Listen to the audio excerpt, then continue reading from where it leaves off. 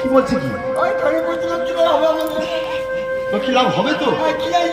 ঠিক আছে, আচ্ছা মায়েরা যখন বলছে তাই করি। এই ঘর বাড়ি নিয়ে গিয়ে দলা স্থাপিত করে একে নাকি নিত্য পূজা করলে আমাদের সংসার অভাব থাকবে না। হ্যাঁ, টাকা নেই, পয় নেই, ভোগ নেই, বাসন নেই, কোন পয় দিয়েছে? তাও তো কথার মধ্যে বলিস নি, আমাদের টাকা পয়সা নেই, কিছু নেই। আচ্ছা মা, এই ঘরে জলস্থাপিত পুজো করবো, আমরা কার পুজো করবো? কোন দেবীর পূজা করবো? মাগো, তোমার পরিচয় দাও মা, তোমরা কে? তাহলে দেখ আমি কে।